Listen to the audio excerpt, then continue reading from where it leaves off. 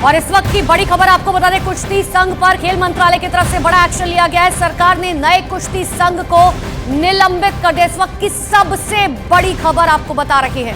भारतीय कुश्ती संघ को लेकर सरकार ने अब एक बड़ा कदम उठाया है। संजय सिंह नहीं रहेंगे अध्यक्ष, फिलहाल सस्पेंड कर दिया गया है संघ को और इन्हें निलंबित किया गया है संघ को। यह एक बड़ा कदम सरकार की ओर से उठाया गया है।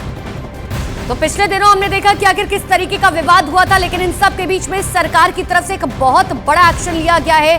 भारतीय कुश्ती संघ को सरकार ने पूरी तरह से सस्पेंड कर दिया है। खेल मंत्रालय की तरफ से यह बड़ा फैसला लिया गया है। नया कुश्ती संघ जो बनाया गया था उसे निलंबित कर दिया गया है। संजय सिंह जो है वो कुश्ती संघ के अध्यक्ष नहीं रहेंगे। बृजभूषण शरण सिंह के विवादों में आने के बाद संजय सिंह कुश्ती संघ के नए अध्यक्ष बने थे और सरकार ने अब एक बड़ा कदम उठाया है। फिलहाल इसे सस्पेंड कर दिया गया है संघ को और खेल मंत्रालय की ओर से यह एक बड़ा कदम उठाया गया। यह एक बेहद अहम कदम भी माना जा सकता है सरकार का। हमारे वरिष्ठ सहयोगी अमिताभ सिन्हा इस वक्त हमसे सीधे जुड़ रहे हैं। अमिताभ, आखिर सरकार की ओर से उठाए गए इस कदम की वजह क्या? देखिए, दो चीजें हैं। जैसे ही रेसलिंग फेडरेशन ऑफ इंडिया के चुनाव हुए थे और 21 तारीख को रिजल्ट आए, उसके तुरंत बाद इन लोगों ने ऐलान कर दिया कि नंदिनी नगर गोंडा में अगले अंडर 15 और अंडर 20 के नेशनल रेसलिंग चैंपियनशिप होगी इस साल के अंत तक।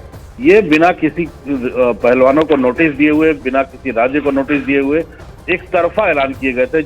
जो खेल मंत्रालय का मानना है कि ये ऐसा ऐलान करने के पहले आपको मंत्रालय को चर्चा करनी थी। तो ऐसे में इसी ऑब्जेक्टिव को लेकर जब हुआ तो तब खेल मंत्रालय को लगा कि ये जो पिछले सांसद जो बृजभूषण शरण सिंह गोंडा के सांसद हैं, अभी भी उनके इन्फ्लुएंस में ये रेसलिंग फेडरेशन ऑफ इंडिया चल रहा है।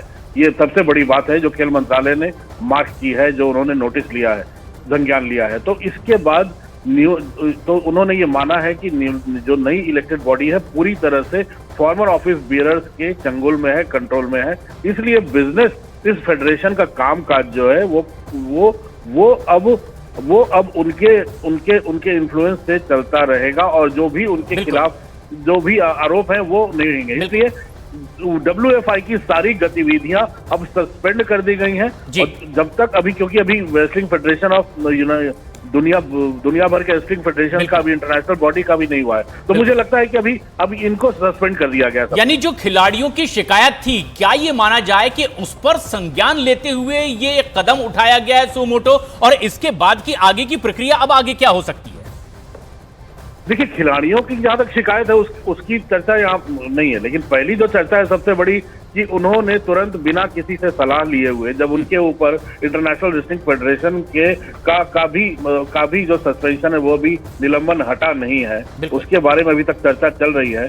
तो ऐसे में एक तरफा फैसले लेना ये नॉर्म्स के खिलाफ है और ऐसा प्रतीत हो रहा है खेल मंत्रालय की ये अभी भी पुराने ऑफिस बियरर्स के चंगुल में है, उनके प्रभाव में है और अब इन एक तरफा फैसलों से चीजें सुधरेंगी नहीं, जो भी उनके खिलाफ कंप्लेंट्स हैं। इसलिए रेसलिंग फेडरेशन ऑफ इंडिया के सारी एक्टिविटीज को सस्पेंड करने का निर्देश दे दिया गया है। अमिताभ जी, ये भी जानकारी आ रही है कि संजय सिंह के अलावा जो उनकी पूरी टीम रही है कुश्ती संघ की, उनको भी निलंबित कर दिया गया है।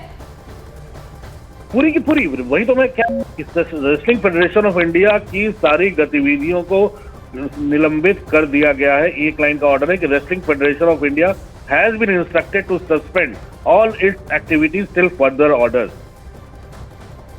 जी ठीक है अमिताभ जी, आप हमारे साथ बने रहेगा, लेकिन देखिए एक बार फिर से दर्शकों को बता दें, इस वक्त की सबसे बड़ी खबर आपको बता रहे हैं, भारतीय कुश्ती संघ को सरकार ने सस्पेंड कर दिया है। खेल मंत्रालय की तरफ से बड़ा फैसला लिया गया और जिस तरीके से अमिताभ सिन्हा लगातार हमारे दर्शकों को ये बता रहे हैं कि आखिर ये फैसला क्यों लिया गया है, इसके पीछे के मायने क्या हैं और आखिर क्या वजह रही है। सरकार ने नए कुश्ती संघ को निलंबित कर दिया है। संजय सिंह जो है वो अब कुश्ती संघ के अध्यक्ष नहीं रहेंगे, यहां तक कि पूरी टीम जो है उसको निलंबित कर दिया गया है।